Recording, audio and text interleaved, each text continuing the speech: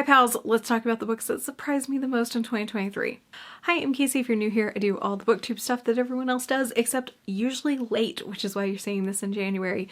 But today I want to talk about the books that surprised me the most. Let's get some positive things going, because I've been filming talking about all the negative feelings I have, so let's talk about some positive shit. These are not in any particular order for this video. I just really wanted to talk about the books that really pleasantly surprised me and really left me being like, wow, I had no idea that that was going to be so good. So let's go ahead and start.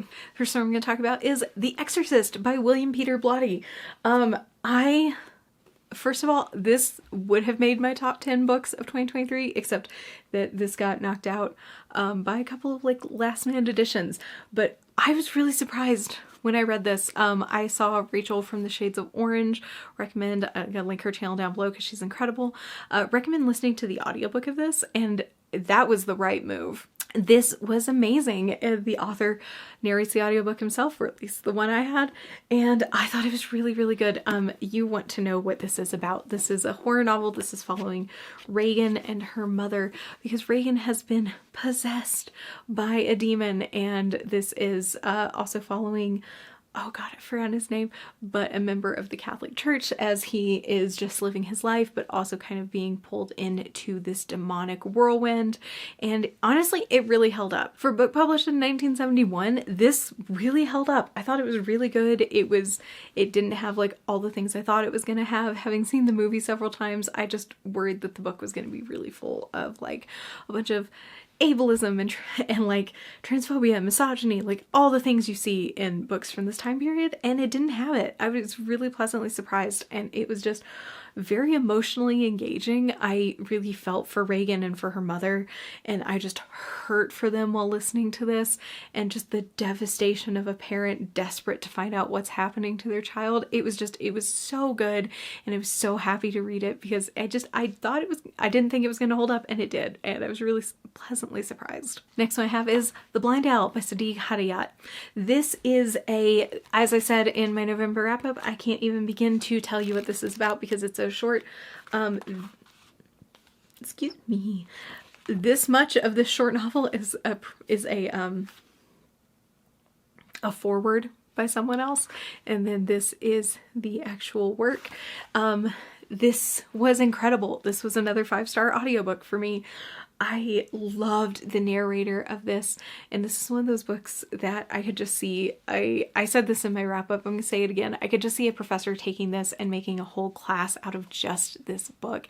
It was layered, it was full of symbolism and metaphor, and I just thought it was so, so good. And I put this on a list a couple years ago just on a whim, and my mother-in-law bought it for me, and I'm so glad I finally read it. I just thought it was so good, and I was in the perfect place to read this, and I loved it so much. The next one I'm going to talk about is Natural Beauty by Ling Ling Huang. This is a horror novel following our narrator as she is beginning work at this basically beauty supply store called Holistic, and we're also flashing back to her life as a piano prodigy who is going to study at a conservatory and getting bullied by the white kids there who are not happy that a young immigrant girl is there in their prestigious school. It gets weirder and weirder, and she's pressured into doing all the beauty regimens that she's encouraging their customers to do, and it gets weird and gross, and I loved it so much. I had no expectations for this. This is one of those books I gave a 4-star at the time, but I've not stopped thinking about it since, so I'm probably going to bump up my Goodreads review to a 5 just because I keep thinking about it, and I don't really have any reason that I gave it a 4, so I don't know what past me was thinking. But it was so good, it was so weird, and it's what I really wanted in an exploration of beauty standards and the ways in which we pressure people to adhere to them. It was really incredible, and it was a book that I had heard of and I was very interested in, but I just kind of grabbed from my library on a whim and just fucking loved it and thought it was so incredible. The next book on this list is The Scent of Burnt Flowers by Blitz Bazawule.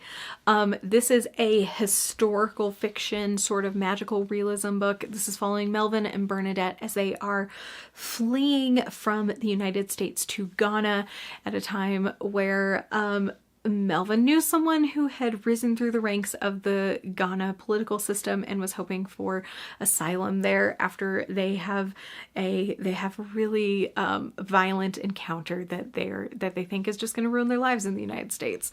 And there they meet Kwesi Quayson, who is this musician who just has this instant connection with Bernadette, and the story just unfolds and unravels from there.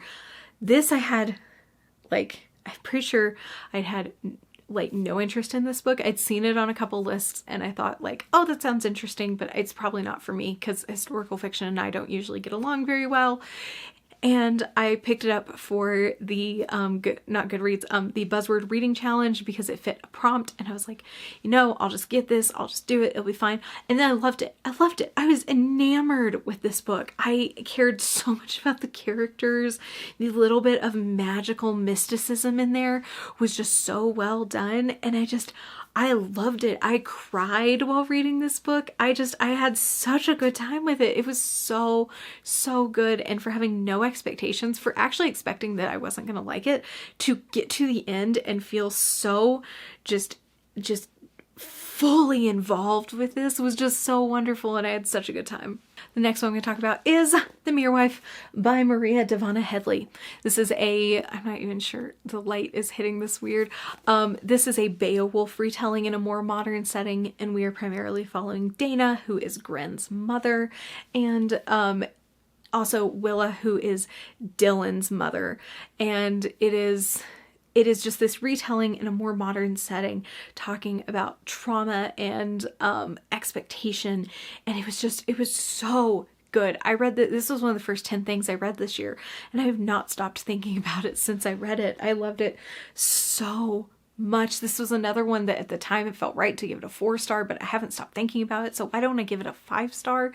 It was just so good. And this is another one. I got to the end and I was sobbing while reading it because I just was so entranced with this story and with these characters and the way everything just kind of came together and just what happened. And for someone who hated doing Beowulf in high school, I was really, really surprised at just how much this really impacted me. Next one I'm going to talk about is Near the Bone by Christina Henry.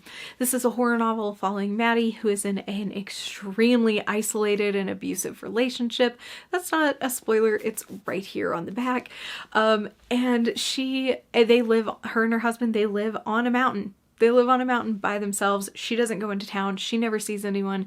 And then she sees people on the mountain while she's also seeing some really scary animal tracks. And she is more afraid of her husband finding the people than she is of the animal finding her and her husband.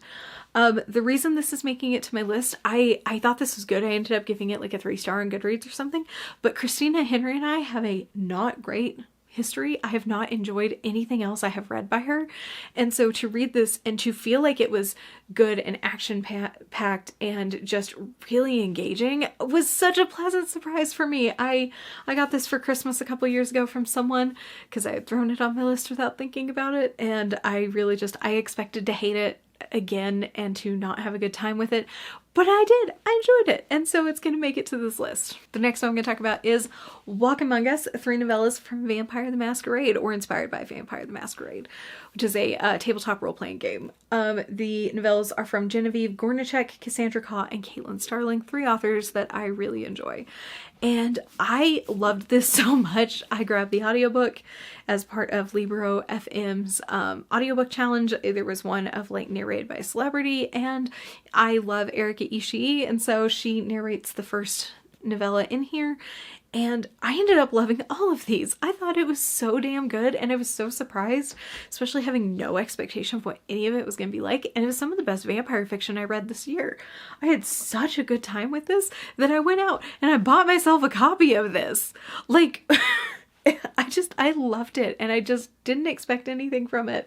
And I thought all 3 stories in here were really, really good, and it honestly makes me want to play the game. The next one I'm going to talk about is The Fervor by Alma Katsu.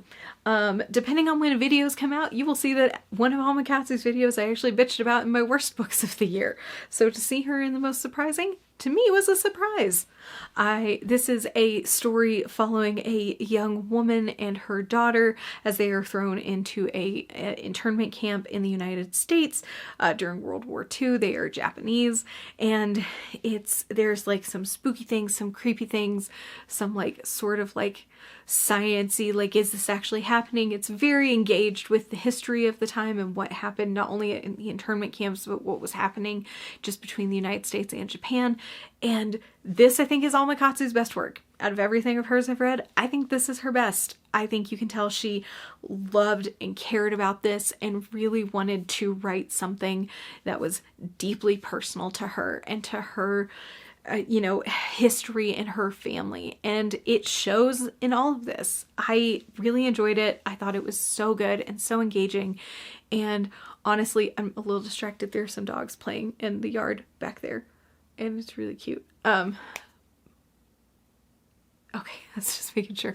And honestly, I had such a good time with this, and I really think it's really good. And I'm repeating things. I got distracted by the dogs. You can cut out part of this. And I think that not only did it show, but it also just felt really well structured. The pacing was good. The characters were good. I had a great time with this, and I was very surprised with that considering my history with this author. The next one I'm going to talk about is Somewhere in the Unknown World by Kao Kalia Yang. This is a collective memoir of refugees. And honestly, I bought this because it was cheap on Book Outlet and I had no expectations of it. And then I read it, and then I just was blown away by how great it was. It was so good, and it was just so impactful. And the person who collected these stories, I believe, talked to these people and then wrote them down. You can tell how much she cared, and so many of these people were people from her own community, and it was just so good, and it was so inspiring and so devastating at the same time, and I just really loved it, and I had such a good time with it. Then the last book on my list is going to be Pinata by Leopoldo Gout. I wanted to bookend this video with The Exorcist and this book because I feel like if you want a modern sort of take on The Exorcist, this is where to go. This one was just so good, and I cared so much about the characters. This is following this woman as she goes to Mexico with her two young daughters shortly after a divorce, and she is the lead architect, I believe, on this redesign and rebuilding of an old church. And then there is an artifact that is found, and someone gets possessed, and stuff starts to go bad, and then the world might end. But it was so good, and I really cared about these characters. And this is another one where I had read something from this author earlier in the year, and I did not have a very good time with it. So when I got this hold from the library, I was like, okay, well, I'm going to read it and I'm just not going to have a good time. But I thought it was so damn good. I thought it was really incredible. And I think about this all the time, not just because it has a really fun cover. Okay, that's it. That's my most surprising books of 2023. Please tell me down below in the comments, like, if you read any of these books, tell me your thoughts on them. Please tell me a book that surprised you this year. Please feel free to do algorithm things if you want. I will see you next week. I hope you're having a great day.